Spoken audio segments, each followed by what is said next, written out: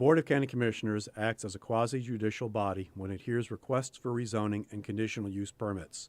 Applicants must provide competent, substantial evidence establishing facts or expert witness opinion testimony showing that the request meets the zoning code and comprehensive plan criteria.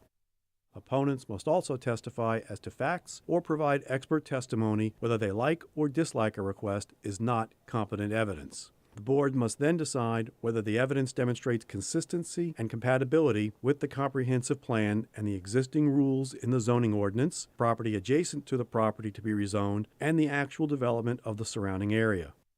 The board cannot consider speculation, non-expert opinion testimony, or poll the audience by asking those in favor or opposed to stand up or raise their hands. If a commissioner has had communications regarding a rezoning or conditional use permit request before the board, the commissioner must disclose the subject of the communication and the identity of the person, group, or entity with whom the communication took place before the board takes action on the request. Likewise, if a commissioner has made a site visit, inspection, or investigation, the commissioner must disclose that fact before the board takes action on the request. Each applicant is allowed a total of 15 minutes to present their request, unless time is extended by majority vote of the board. The applicant may reserve any portion of the 15 minutes for rebuttal. Other speakers are allowed 5 minutes to speak. Speakers may not pass their time to someone else in order to give that person more time to speak. Thank you. Is Mr. Anthony Myers here? Come on up, sir. If you would state your name and where you're from, that would be wonderful. Okay. My name is Anthony Myers. I'm from Merritt Island. Work for Teen Missions International, and thank you for the opportunity to give you an invocation tonight and for your service as commissioners. Let's pray. Father, we just thank you for this evening. We thank you for your blessing that you've given each one of us today. We thank you for the beautiful day it was. Father, as we gather together in this room tonight, we just ask for your presence to be here.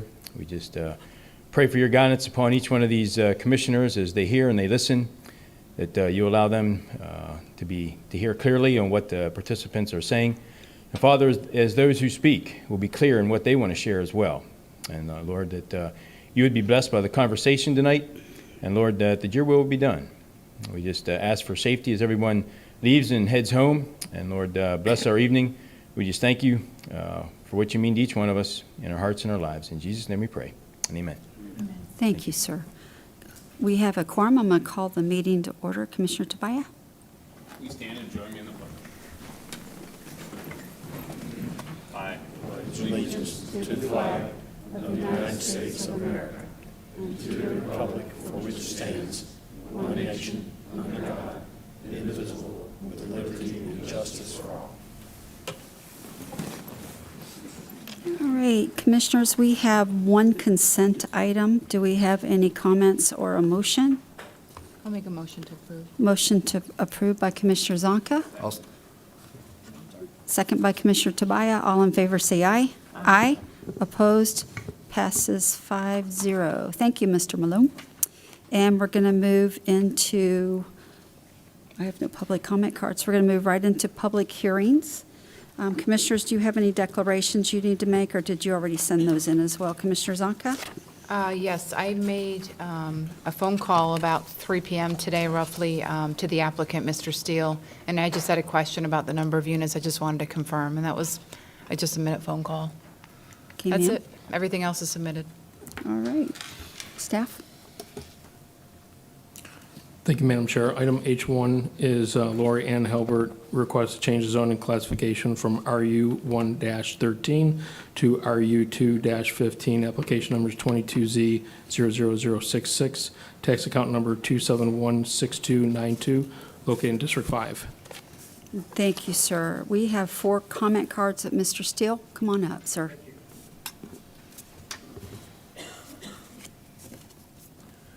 Good evening. My name is Jason Steele. I live at 1465 South Harbor City Boulevard in Melbourne, Florida, Unit 904.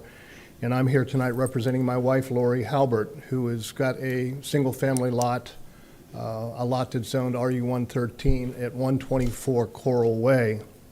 Lori bought the lot about 2.5 years ago, and it was kind of a rush deal. And we dug in a little bit, and we determined that the lot was zoned RU113, but we looked at the future land use plan that said that the future land use plan called for RU215. We weren't quite sure whether or not we wanted to build a single-family lot on the, single-family house on the lot, because the lot was completely swarmed with Australian pines. And the first thing that we did was we bulldozed the Australian pines at a cost of about $15,000 to $20,000, and we determined that there were homeless people that were occupying the lot that was there. So it kind of made us step back, made us drill down a little bit deeper. In addition to that, next to the lot to the west, there was a house that was in foreclosure that was absolutely trashed beyond words. There was rats coming in and out. There was dilapidated cars and vehicles and things of that nature. So we made the decision right then and there that we were not going to put a single-family lot, a single-family home on that lot. The lot, that the area was not particularly suited for that specific area. We looked at all of the other zonings that were all along Coral Way on the east side, and there's 16 lots that go from A1A to the lot next door to us on the west. And out of the 16 lots, there are 3 lots that are zoned RU113. All of the remaining other lots are zoned multifamily. We put in the zoning code, we looked at the staff recommendations. One of the things that was of concern to us was that there was no sewer there. And we're requesting 8 lots, and as a result that there'd be no sewer there, we determined that before we developed, or before we found a builder to develop it, we would run sewer from A1A to that particular site and use sewer on that, or just develop 4 units, whichever was the case. We hired Scott Globitz, and Scott gave us some rough estimates of what it would cost to run the sewer there, and looked at the staff reports. There was no concurrency issues. There were no other issues that were of major concern to us, so we decided that it would be better for us to go in for an RU 215 zoning thing and to put in 8 lots. In the interest of time, I'll be more than happy to answer any questions, but I think the facts speak for themselves. There's not been any development in that area for over a decade. The future land use plan has been set for 2 decades for RU 215. So as a result of those things, we would like to make sure that we could put something that would be a little bit more upscale there and bring some growth to a specific area. So with that, I would just ask if anybody had any questions. I'm certain there will be some comments. My only question is, and I think you answered it on the phone, I mean, you couldn't do 15 units there if you wanted to, correct? No, ma'am, could not. Because it wouldn't meet the code? Correct, in order max to do unit that. would be 8. Yes, ma'am. And staff can confirm? Okay, I want, because I know there was some emails going around talking about 15 units, and I just wanted that on the record. There were several emails going around, plus that we were from out of town and we were out-of-town developers. And contrary to popular belief, I've lived here 50 years and I'm not a developer. So there's several things that have been going around that have created a lot of havoc. All right, well, you'll get a chance to come back up if there's more questions after the speakers. Okay, thank you so much. Okay, thank you, sir. I have Scott Dwyer.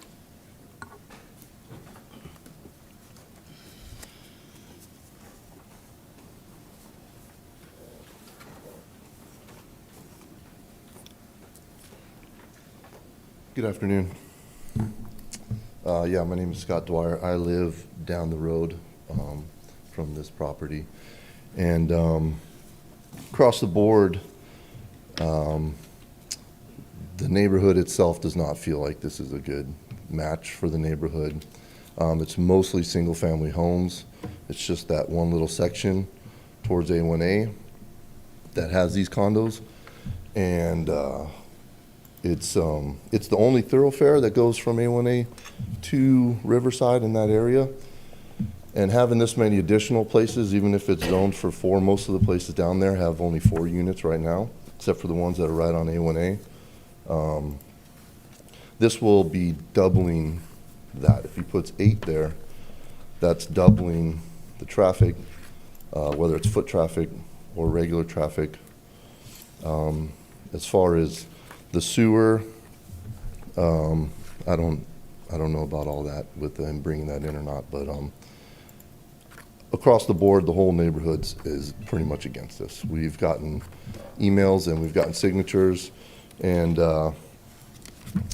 our concern also is that those properties, there's that property that he's talking about to the west, that has been since cleaned up quite a bit. There's still Australian pines there, but the place itself has been cleaned up for the most part. County came in and enforced that. And then to the east, there's a single-family home, and then there's another empty lot. And then next to that, there's another single-family home with a really older woman in it, and she has a nurse there all the time. I don't know how long she's going to make it. And our concern is that once this goes through, if it does, that those are going to be doing the same thing. And then it turns into this condo row instead of a neighborhood. And that really concerns us. So that's my main concerns. Thank you, sir. Thank you. Thank you. Ms. Stephanie Kernstedt?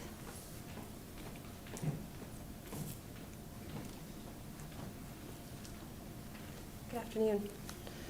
My name is Stephanie Kierstead. I live at 104 Mars Court, just about 2 blocks west of the property that we were talking about. Our concern is, again, the fact that it is going to change the neighborhood quite a bit. I've grown up on North Riverside Drive my whole entire life, lived here for over 20 years.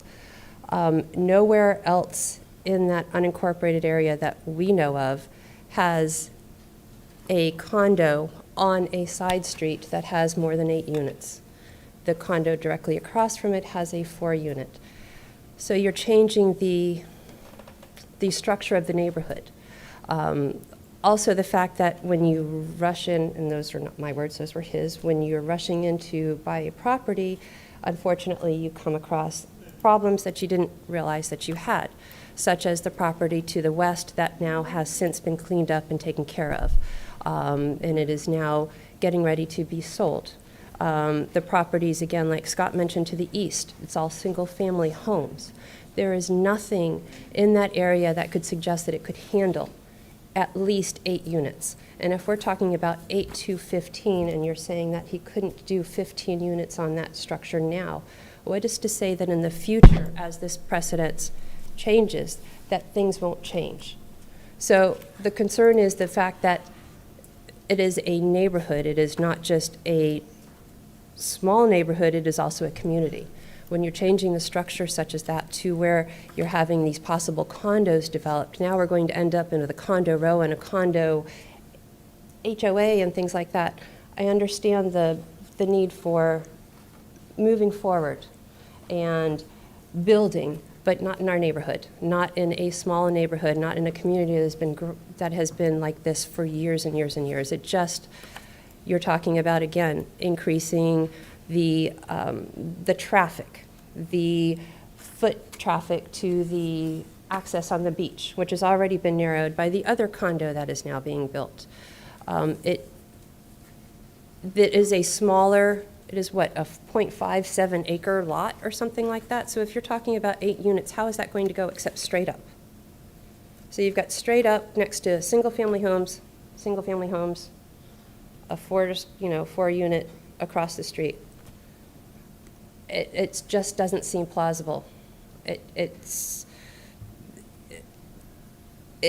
fact that it is also going to affect our water sewage. It is going to affect other aspects within the community. You know, we've got kids that are walking back and forth. If you've got, again, a larger group, a larger population that is starting to move forward, what's to say that, again, like you said, it's not going to move forward and everything. So that's our main concern. Understanding there are issues with the lot and everything, the fact that it just is not feasible for our area. I would like to see somebody else tell me about another area around there that has something like an 8-story, or not an 8-story, but an 8-unit area, or 8-unit building that's on a side street.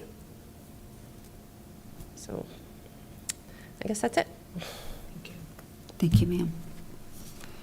Thomas Green?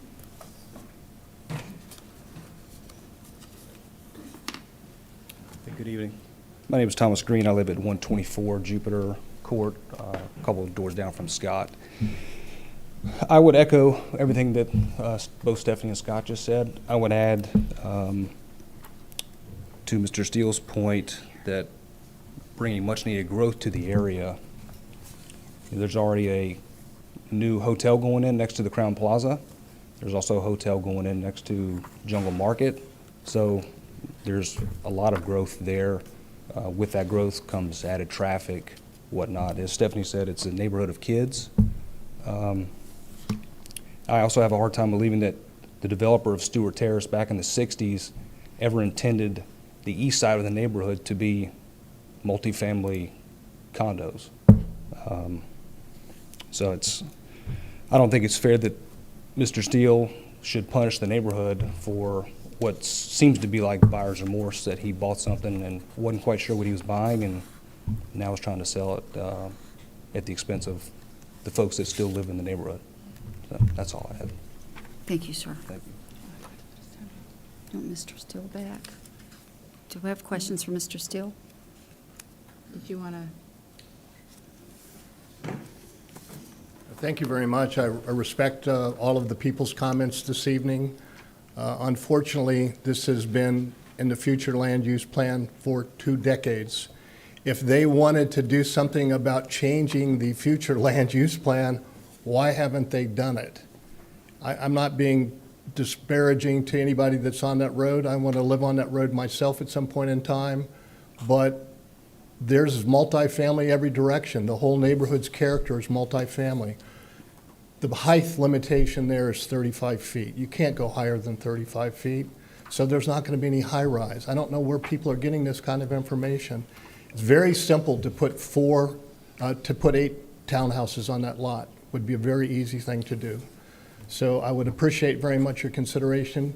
The neighborhood is meant for multifamily. The future land use plan calls for multifamily, and I ask you to please support this issue. Thank you. Thank you, sir. Yes, ma'am. So with 4 units, that's what you would put if you were going to go the septic route, but since you're going the 8-unit route, or your plan is to go the 8-unit route, that will require sewer? That's correct. Yes, ma'am. Okay, I just wanted that kind of information pieced together. Yes, ma'am. All right, thank you. Commissioner Zonka, it's your district, ma'am. You know, again, I think it's part of the future land use. I know it's not always what a neighborhood would want. However, I think it goes with the current surrounding neighborhood. I don't think it's 8 units is monumental. I don't think it's a high rise. And I think the last speaker even admitted that there's other things going on in the neighborhood and around the neighborhood, hotels and other multifamily units. I don't think it's going to be obscene for the neighborhood at all. It is compatible. Even looking at our staff report, it shows compatibility. So I don't have an issue with it. I'm going to go ahead and recommend approval. Okay, I have a motion by Commissioner Zonka for approval. Second by Commissioner Tobia. All in favor, say aye. Aye. Opposed? Passes 5-0. Thank you. Thank you very much. Thank you, sir. We're going to move into item H2. Brian and Dana Scholz request to change the zoning classification from AU to RR-1. Application number is 22Z00064, tax account 2004785, located in District 1. Thank you, sir. I have one card, Mr. Buchanan. You're here for questions, or? Good evening. My name is Stuart Buchanan. I am a resident of Titusville. My working mailing address is P.O. Box 1545, Titusville, Florida 32781. This is a very straightforward request, so I'm going to be extremely brief and then answer any questions that you might have. I would ask the commissioners, if you have your packets in front of you, there's an aerial. If you take a look at the aerial real quick, there's just a couple of things I wanted to point out. In the staff report, the total acreage is 3.91. So although we're asking to be rezoned to RR1, they're actually going to be 1.3 acre lots. There's not enough acreage to make 1 acre lots, so they'll all be 1.3. The future land use has been in place since 1989. For the last 34 years, this has been Res 1, both in your comp plan and on file with the Regional Planning Council and the State Planning Agency. The last 2 things I'd like to point out, when these staff reports are prepared, they only look at the adjacent abutting properties. But if you look at that aerial, you will see a number of quarter-acre lots that have been creeping down the street. So you'll see to the west a bunch of quarter-acre lots that have been slowly going east. By approving this rezoning, you're actually going to make it incredibly hard for those quarter-acre lots to go any further into this neighborhood. Because in other words, it's been quarter acre, then my neighbor had quarter acre, then my neighbor had quarter acre. This will actually put a halt to that. It would make it incredibly hard for someone to skip over us and start doing quarter acre lots again. The concurrency, the roadway concurrency is at less than 24%, so there's no problem there. Other than that, I would just like to say this is not owned by a developer, it's owned by a retired couple. We are asking for R1, but the actual 2 additional lots will be 1.3 acres each. And then when this is all done, we have to go through staff review for the subdivision of the land. That's all. I'll be happy to answer any questions that you have. Okay, Mr. Buchanan, I went through this with staff, and it is compatible with the future land use, which made it a little better in the 1.3 lots, but there's no sewer or water out here, is there? No, and actually, I wish there was. So it does make it a little bit of a complication, which kind of, this is always a hard thing in this area, increase in density because of all of these issues that we're dealing with, and they're wanting to subdivide it and just sell it? yeah, they're adding 2 lots. We already have been contacted by a local MIMS general contractor. That's what he does. He builds custom houses out there. He's already Right. interested in buying the 2 lots. That's cool. But my question is too, this is kind of landlocked, which is, we're having issues with as well. So one of these in the back, I'm not sure, are you going to build a flag lot to get back there, or is that how they're subdividing it? No, so it wouldn't be a flag lot, Commissioner. It would be a private drive. And we do have to have that approved by staff. Right. Okay, I probably feel a little bit more warm and fuzzy about it till you started talking. But, okay, Commissioners, do y'all have any questions? It's your district. Pardon? Yes, ma'am. Okay, I'm going to go ahead if I'm comfortable approving it if you guys are.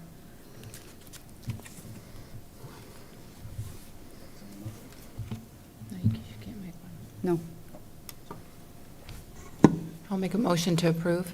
Motion by Commissioner Zonka. Second by Commissioner Tobia. All in favor, say aye. Aye. Opposed, passes 5-0. Thank you, sir. Thank you. Okay, item H3.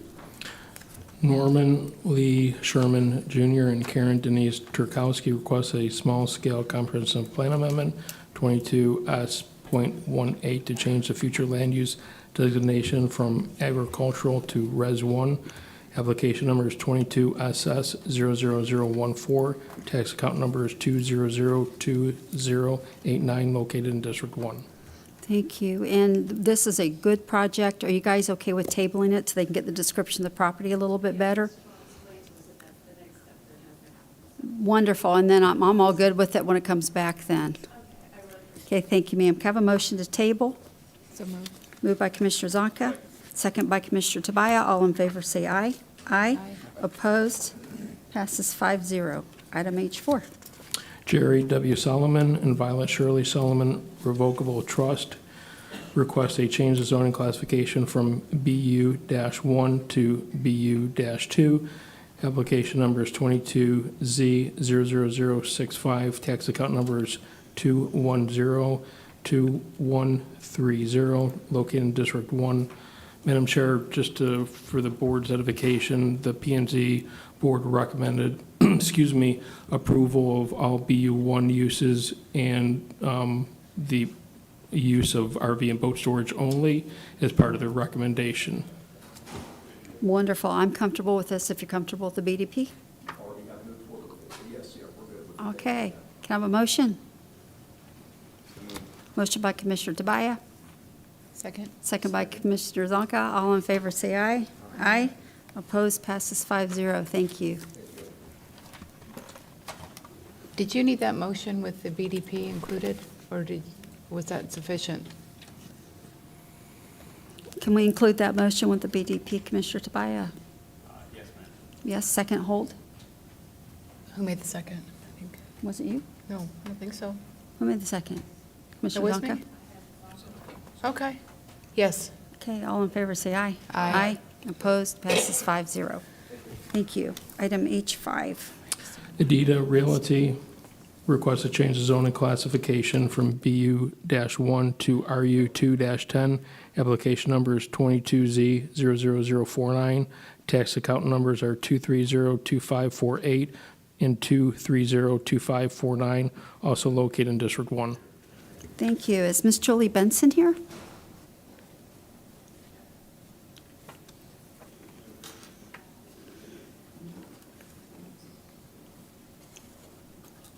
You know what, ma'am, in all fairness, I'm comfortable with it. It's in my district. So Commissioners, do you have any questions? You're the applicant? No, come on up then. Is the applicant here? Thank you. You might need to come up closer in a second. Yes, ma'am. I was going to say, you want to talk to him first? Do you want to go first, sir? You didn't fill out a card, so you win. Go ahead. Oh, okay. I live just a couple of houses from where these duplexes are potentially being put in, or they're wanting to put them in. There is no multi-use family there in Port St. John. To the best of my knowledge, there's not anywhere there in Port St. John. There may be across US 1, but right in the immediate area, that's all single family and commercial. And this is property that is right on a corner. There's already a lot of traffic that goes flying around that corner. There's children that play in the road there. Somebody's going to eventually end up being hurt. I have a home that's 1,350 square feet on a quarter-acre lot. This is both of these are much smaller lots, and they're putting in twice as much living space, plus all the additional vehicles that will be involved, plus children that no doubt will be there. Those children will have no place to play except for in the road. I don't know if you guys take this stuff into consideration or not. I mean, we've been to the Port St. John Library meeting, and it's like, yeah, they listen to you, but they just throw it right out the window. And same thing with P&Z. They listen to you, and they throw it right out the window. They just do whatever the developer wants to do, and to heck with what the people that actually live there want done. We have a lot of elderly people in our neighborhood that walk that road. We have children that are playing, parents that are walking their kids on, with bikes and that kind of thing. And it's just going to be a horrendous thing if this property is allowed to go in there. That area of Manth is the only area that is a cut through to Publix. So that area is already full of traffic because so many of the properties to the west have all the speed bumps and stuff, so everybody cuts through that little area there. This is going to do nothing but add more traffic to the area that is already there. It's going to do nothing but make our property values go down. And there's people on that street that have worked their whole lives in order to build their home that they wanted, that they intended for that to be their home for the rest of their lives. And they're thinking about possibly selling, some of the best neighbors in the world. But just because of this, they're thinking of selling their properties. And to me, that's insane. We don't have multi-use family there. It's not been set up for multi-use family, and I don't know why on earth you folks would approve for it to be multi-use family. Thank you very much. Ms. Benson, you do know right now it's zoned for business. Yes, And it's we right do next know to the that. business, so you could have all kinds of business going We there. understand that. So with this zoning, it's actually lowering the density and making it actually a better fit for neighbors close by. That's what you guys 'Cause- say, but I'd Well, like to see. legally, it's what they're allowed to do.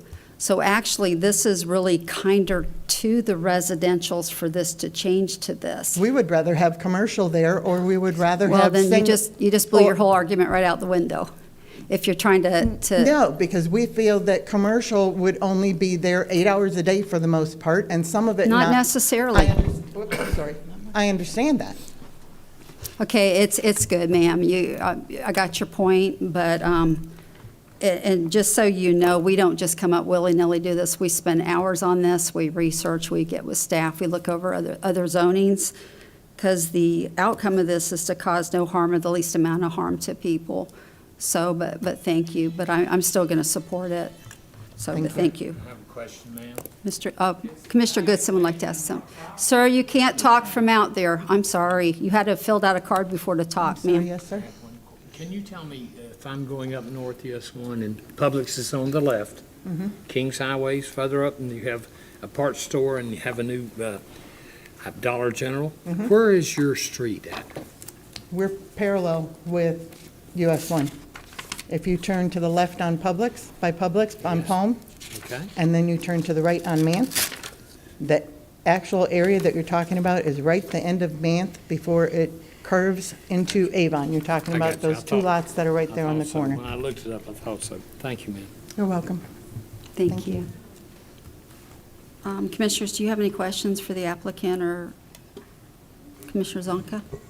I just have a comment. I mean, I think you said it pretty clearly that this is less density, less traffic than a couple of residential units. Definitely a lot less traffic than if there was a commercial business there. So, and to say, you know, the kids play in the streets, I would recommend that you don't have your children play in the streets, especially in an area that's zoned commercial. It's your district, Commissioner Pritchett? I think it's a kindness to go ahead and do it as residential. So I'm sorry, public comment's already closed, but thank you. Did you guys want to hear another comment? In all fairness. You closed the hearing. Okay. So can I have a motion? Motion to approve by Commissioner Tobia. I'll second. Second by Commissioner Feltner. All in favor, say aye. Aye. Opposed, passes 5-0. We are moving into, you know, I can take it as a public comment card if we want to do a public comment right now, because we still have that open. Would you like to speak during public comment? You can't. You did, well, the hearing was open. You can't speak on this item You- because this is If you have a closed. card in already, I would take that right now as public comment, because we haven't made changes, but only if there's a card in already. Would you like to? No, sir.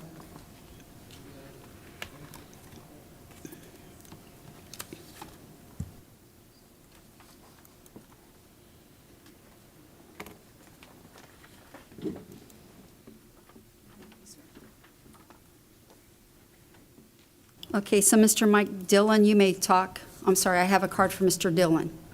You may come talk right now, public comment time. I have a card in too. I don't see one. Spears. Spears? I don't see one. We don't have this cover for Spears. Well, and it's not up here. I don't know what happened to it in the interim, but we don't have it Hold up on. here. Here it comes. Here it comes. Ma'am, I think they found you.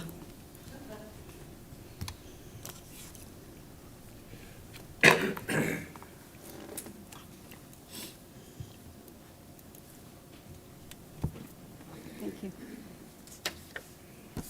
All right, Ms. Spears. My name is Jelaine Spears. I live at 971 Palm Street, which is near Manth Street. At the meeting in February, the Port St. John Special District Board recommended approval to RU17 residential if the applicant wanted to go that way, because I ask you to go and look at that, to do your research. That street curves, those lots are very small. To put multiple families in there, there is going to be no space for children to play in the backyard. It's going to be full of the tenants' cars. You have no idea what you're doing to the neighborhood. It's a very small community. There are no multifamily homes in there. You guys keep talking about Dollar General and O'Reilly's and the pediatric doctor. Those all face out on US 1 and Kings Highway. Avon Street is an interior road. There's not enough room to put 4 families on those lots. They're going to be using the Dollar General store to park their vehicles. I don't know how you guys can do this with a good conscience. Have you really researched how small those lots are? I've seen 2 accidents there of people getting run over. The sewers, you're going to have sewage issues from all of these businesses going in there. That community was not meant to hold as many residents as there are now. You, Miss Pritchard, had to help me with my sewer issue a few years back. I don't know if you remember that, but it's because the sewer is too small. They don't maintain it because they don't have enough help. They've done nothing to upgrade the sewers there. Adding this many folks is just going to make it really bad. You, Mr. Goodson, at the last meeting said how poor the design was on those houses. But yet you're going to allow them to go into a neighborhood that's all single-family homes? Shame on you. You're all out for the builders. I wonder how much kickback you're getting from them. And that's where you lose credibility. But Yeah. Mr. Dillon, did you still want to come speak, sir? Okay.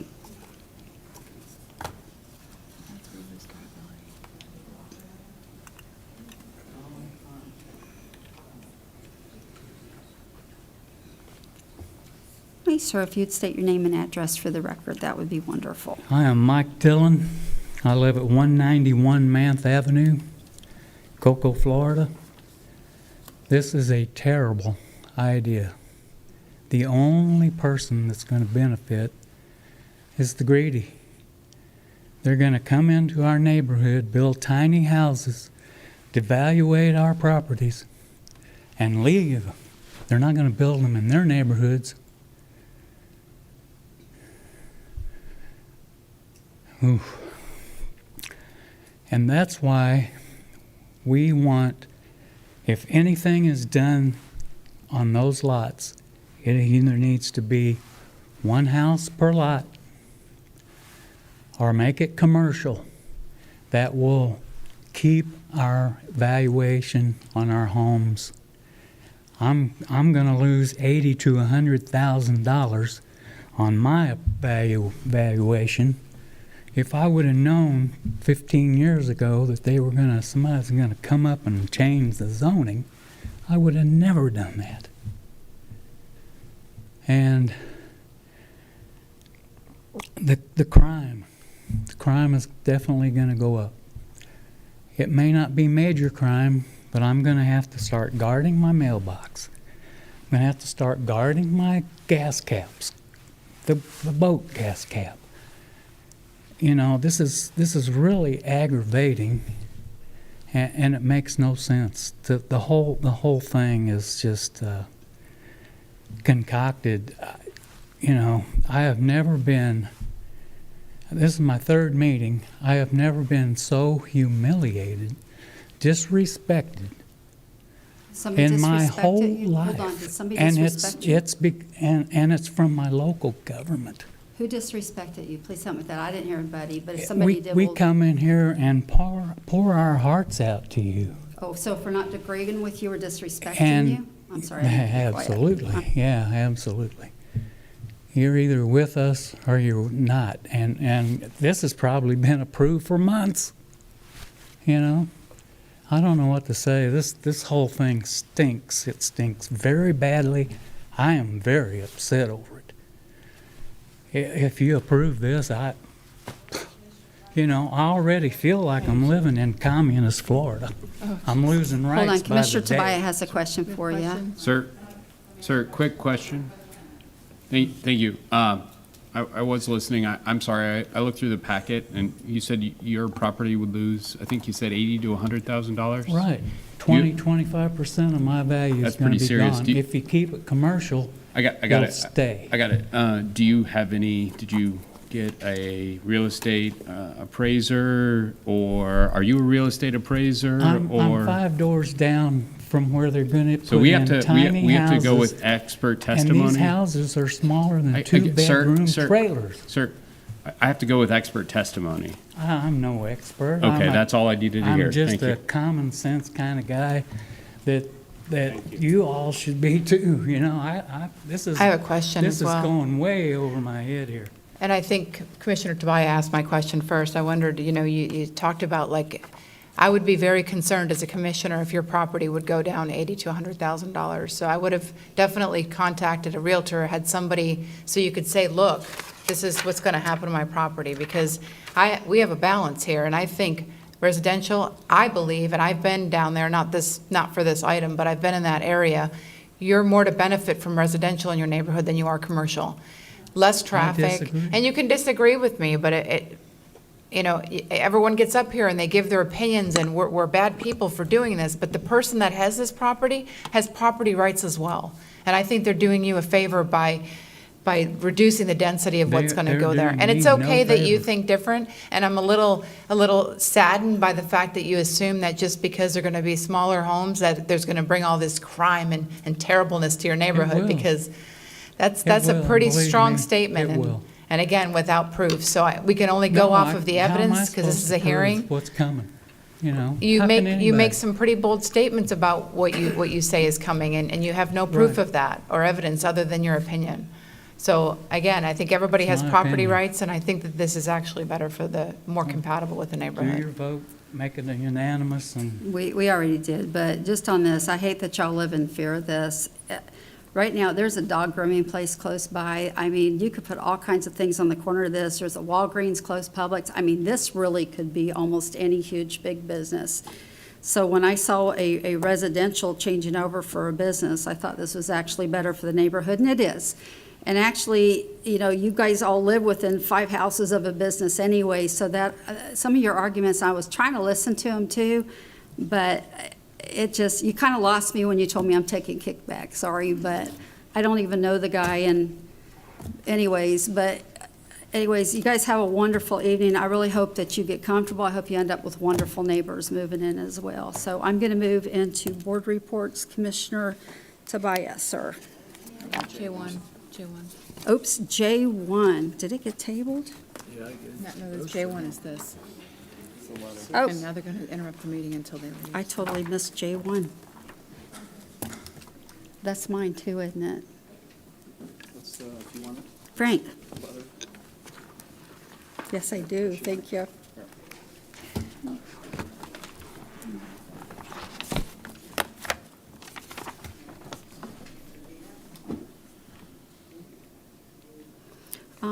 Mr. Abate went to a meeting with me. You have to wait till they leave. Oh. Okay.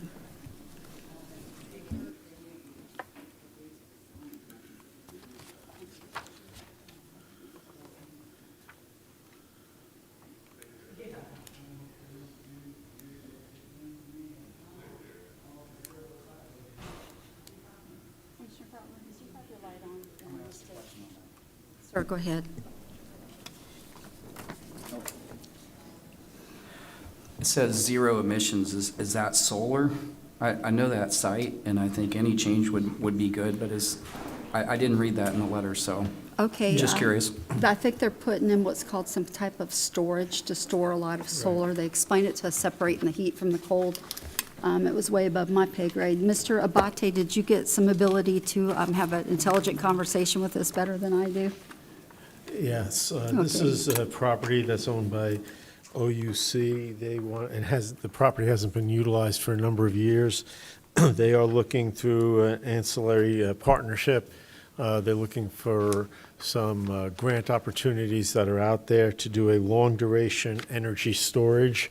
That is typically done through either solar, wind, or some natural gas. In this particular case, what they're going to use is their existing transmission lines from various solar locations throughout the state in different areas, and they will bring that energy power over to the site here if they get the grant and build the facility as they're planning to do, and then they will put that electricity into the OUC grid.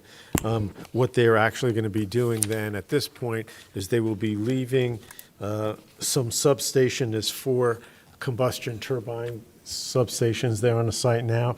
There's a big building and 2 big stacks. They will come down. And so here, what they're looking for is a letter from the board to support this project.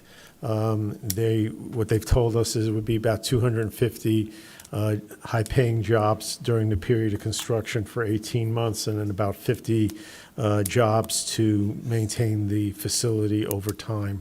So that's what this is about. Thank you, Mr. Bate. I know you would do that very impressively.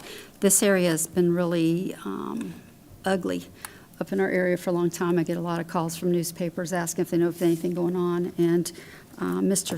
Soroy actually provoked this and got them moving on it with some grant funds. So if you guys would approve this, I would greatly appreciate it. Motion by Commissioner Feltner. Second. Second by Commissioner Zonka. All in favor, say aye. Aye. Opposed, passes 5-0. All right, now we move to board reports. Mr. Abate. I have no report. Thank you, sir. Mr. Richardson. No report.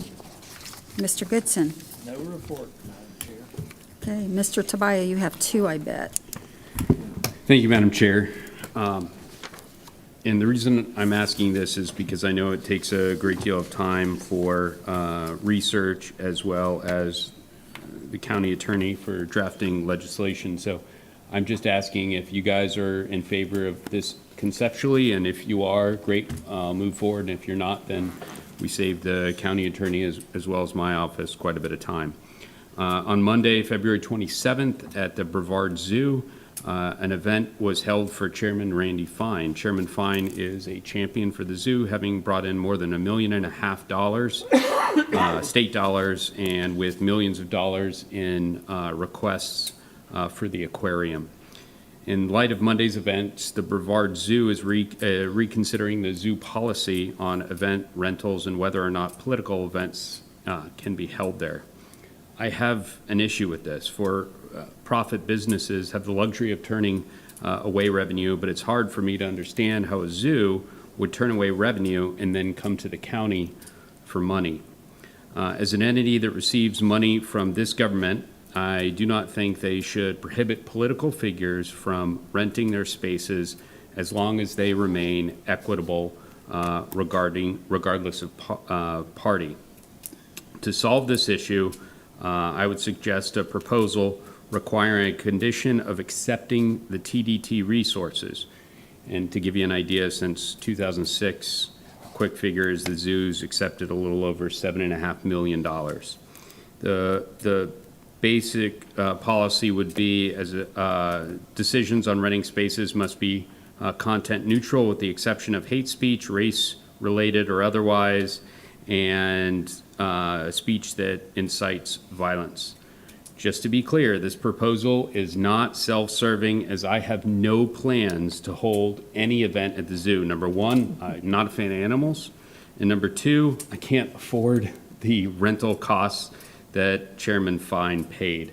So what I'm asking this board is we are appropriators of money that goes to the zoo. Are you in favor of putting, I'm not saying restrictions, but conditions on the money that we provide the zoo with? Did you try to light? I did. Go ahead. Oh, Since this is nothing that I've actually researched, I just happen to know somebody on the zoo board, and I know that they plan on discussing it, but I don't know that they're looking at changing their policy. So I'm wondering if we're getting ahead of a problem that doesn't exist. Now, I know there was some controversy, and there was like a lot of social media drama and everything else like that, but I just want to make sure we're not jumping ahead of a problem that isn't there. So it may have been somebody who requested the discussion, but I don't know that it was Keith. I don't know that it was the director of the zoo. So I don't know. It's up to the board, but I say why get ahead of a problem that doesn't quite exist. Now, if it becomes a problem, I don't think the zoo should. However, I don't want to tell a nonprofit how to run their business. But me personally, I don't think they should restrict events for anybody. I think if you rent the room, then you shouldn't have a say in it. But sponsoring is a different story, of course. But I don't know. I'm interested to see what the board has to say. Madam Chair. I hear both sides of it and can see both sides of it, but at the same token, I would agree with Commissioner Tobia, we need to, if we're going to give money to the zoo, but yet the zoo takes our money and then they restrict people with, with his area of expertise he talked about, and no hate crime, no hate speeches and all that. But out of curiosity, what did the zoo charge Randy Fine? Do you know? Madam Chair? Oh, please. Yeah, I spoke with Chairman Fine, and he said between $4,000 and $5,000 inclusive of catering. Again, out of my price range. Well, I can understand that, but $4,000 or $5,000, I think we do need to at least discuss what our thoughts are on that kind of money, because that's pretty ritzy. Okay, so I'm going to jump in, and then I'm going to see if Commissioner Feltner's got to jump in, because I haven't seen his finger go yet. Or did you want to go first? I'm not sure what are you making a motion to do something here tonight? Just to clarify, or you want to bring this back? Madam Chair, I think I got mad at Chair Pritchett ages ago when I asked all sorts of stuff of the county attorney, and some of the stuff didn't make it through. And her opinion was very wise counsel, so I'm taking that into consideration now. If the board indicates this is not in the direction that you're interested in going, I'm going to drop it here. However, the definition of content neutral and conditions of finances is pretty complicated stuff. So if the board was not interested in going in that direction, I would drop it here and save not only my staff, but certainly the county attorney staff for drafting that and bringing it forward. I'm not asking for you to vote for anything, but if this is something in the realm of possibility that you'd like to look at and see it formally down, I would move forward with that. If this is something that you're not interested in going, this is the last time you'll hear it. Well, I'm going to just jump in here real quick, and Commissioner Zonka, your light's back on. My thought on this is I would love to hear what the zoo would like to do with their board. I'd hate to get into trying to micromanage every entity in the county. So I think as long as they're not breaking the law, and if they would have a reason for doing certain policy changes, that would be interesting. They certainly can't avoid the paper if they do something that's not appropriate anyways. But I think right now it's a hot topic, and it might be a little bit of a knee-jerk reaction. So I think I'd rather sit back, as Commissioner Zonka mentioned, and see what they end up with their discussions and what they talk about, see if it's something that we want to have an opinion with money. But as of right now, I think the zoo board's been doing a pretty good job, and I really don't want to start micromanaging all their business. Commissioner Zonka. And I really do, I do think you bring up a valid point. I mean, if they're a receiver of tax dollars, I mean, they should treat everybody fairly and not, bow down to somebody because they disagree with your opinion or majority opinion. I don't know, like I said, if we're getting ahead of a problem that doesn't quite exist, and I don't know that putting staff through the motions of going, of putting everything together, if it's something we don't even need to worry about, I would hate to put staff through it. But I would be in support, if they do come out with a policy that does restrict, I would be in support of revisiting this, no doubt. I'd hate to put staff through all the work if we don't need to. Commissioner Goodson, I think you tried the button again. Yes, I did. Thank you, Madam Chair. The only thing that concerns me about this whole issue is it was the zoo last week. Now, next week, it could be Burton Smith Park. Somebody might not like a campaign out there. So you better get prepared, because in this world today, you don't know what's coming down. That's all I have to say. Commissioner Feltner. I agree with Commissioner Zonka that I'd rather wait until the zoo actually changes something. I understand what they said to the paper, but I don't think they've adopted any change yet. Not for nothing, I've been to lots of events out there, investitures, all sorts of things. That's the first time I've ever seen protesters for an event at the zoo. So maybe the zoo reconsiders, and we'll see what they do. But I don't think they've actually done anything yet. So I'd rather wait until then. Commissioner Goodson's point's well taken. We have a lot of parks. You can rent a park for all sorts of different things and events. I don't know that we want to be in the business of having to decide every event, but certainly, I think the zoo, they'll go through this process. They'll figure out. We'll just see what they do. Yeah, I agree. Government should never hinder freedom of speech, ever. So on that, too, I don't want to hinder the zoo boards coming together and talking about it either up front. Commissioner Zonka? And that was going to be my next point, was that I think Keith is probably one of my most favorite people in the county, but he's not the board, and the board hasn't met yet to discuss. And I think, him speaking, not on behalf of the board, but him speaking on the issue is maybe because he's heard grumblings from potential board members. I don't know. I haven't talked to him about it myself. But again, I think we address it if it comes, and I think by us discussing it, which I can appreciate, and thank you for bringing it, I think by us discussing it, word's going to get out pretty quick, how the board's position is on free speech and, who shouldn't or should be allowed to rent those facilities if they're going to receive tax dollars. Can I ask one more? Madam Chair, sorry. Would you craft the language so it's any entity that receives money from TDC or tourism development tax? Is that how you would craft it? Madam Chair. And that would be one of the parts looking into, but it would be unique that the board of the board of the zoo would be taking this action. And I think Vice Chair Zonka brought up a very good point. I think they probably are hearing what we're having to say. And though we haven't made a decision clearly, we're watching it one way or another.